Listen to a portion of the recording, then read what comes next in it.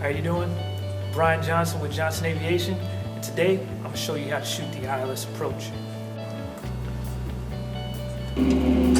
Okay, so you're going to be shooting the ILS runway 14 approach into Panama City, Bay County International.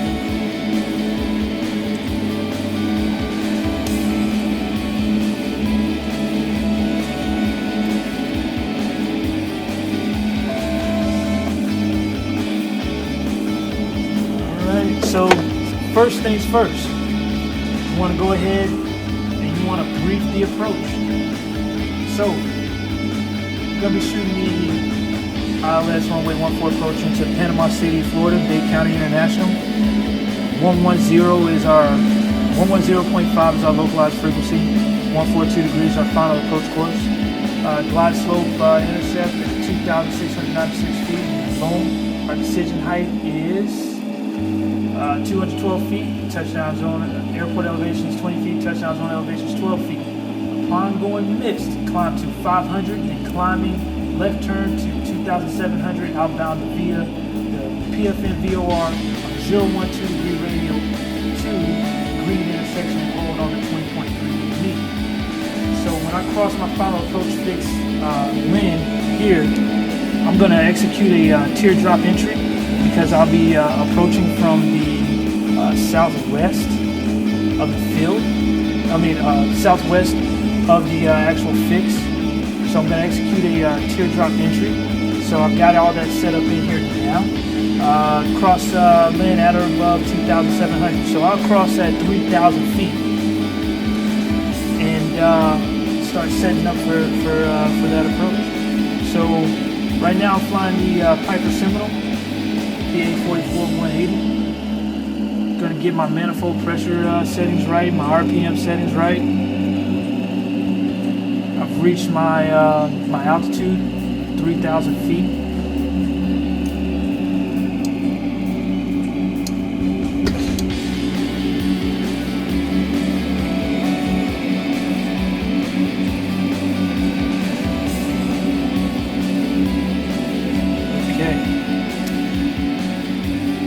So, across the final approach fix at above 2,700, teardrop entry, got it bugged 360. So typically when you shoot the teardrop entry, you're going to bug a heading that's like 30 degrees off your final approach course. My final approach course is 142 degrees. Should take us 4 minutes and 3 seconds to shoot this approach. And I'm looking for Mouser lights. So that's one of the main lightings into runway 14 that should be visible, or that I'm going to actually look for prior to getting to my missed approach point. Okay.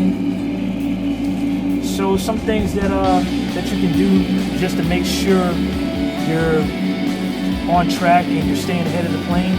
Want to make sure you got the localized frequency tuned in here. 110.5. Okay, is our localized frequency, so that's tuned in there.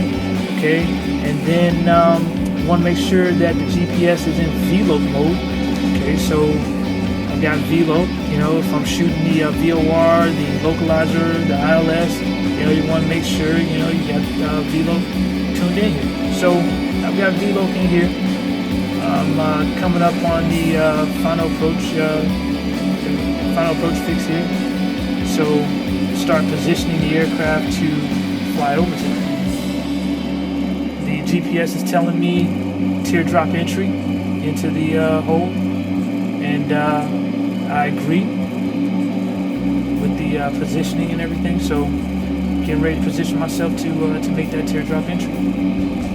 So before I even get to this point, I would have contacted Tyndall Approach and requested to shoot the ILS runway 14 approach into Panama City, Bay County International.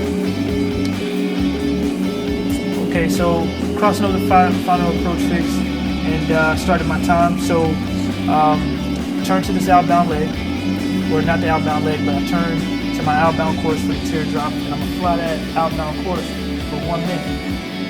So assuming that I have been approved for the the ILS runway 14 approach into Panama City. Once I'm established on the approach, then I'll contact Tyndall Approach and let them know that I'm established and wait for further instruction. At this point, I should be coming back on the manifold pressure settings. 17 inches of manifold pressure. Start getting that airspeed back. I want to shoot this approach at 120 knots. So coming back on the airspeed. 5 seconds to go.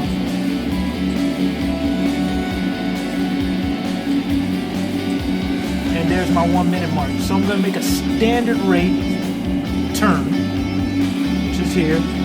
Gonna put the wingtip on this second hash mark here. And I'm gonna make a standard rate turn. Okay, making a standard rate turn should take me about 1 minute to make a 180-degree turn that I'm making here. And then I'm gonna do a technique which is called lubber line. So I'm gonna take this white line here and I'm gonna place it on the top of my CDI needle. And I'm gonna get the CDI needle to go right back to the middle here. I want this to be in line, so I know that I'm heading straight for the runway. So I've briefed the approach. Everything's looking good. I'm going to continue my scan. Airspeed's good. I'm at 120 knots now. Altitude's looking good. I'm coming up on my final approach course of 142 degrees. So the CDI needle is starting to come in. So I'm just gonna lubber line it, walk it on into the house, as I say.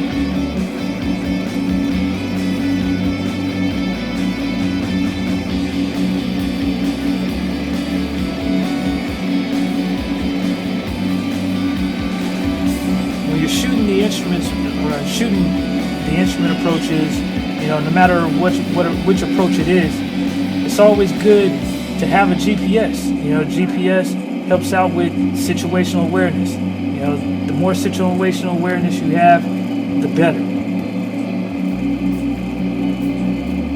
Okay, so my CDI needle's coming in, my glide slope's alive.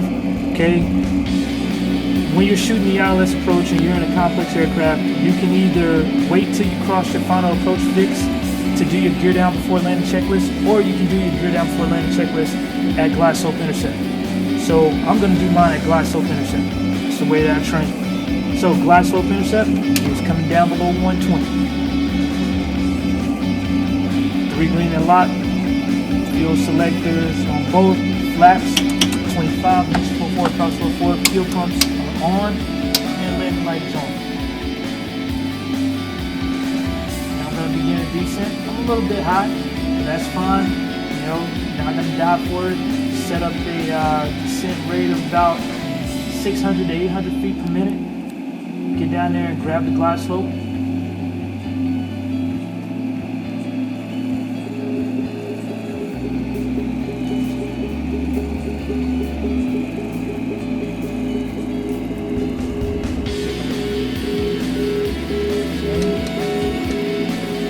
Crossing over the final approach fix. I started my time.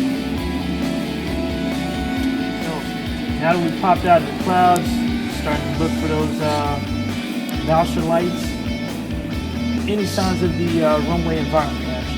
Blue line, gulps, gas, good, undercarriage smooth in the box, full forward, top full forward, and fuel pumps are on. Okay, so now, you know, come on down, looking for my MDA, decision height. Okay, looking for my MDA, my decision height. 400 feet, gear down, stabilize.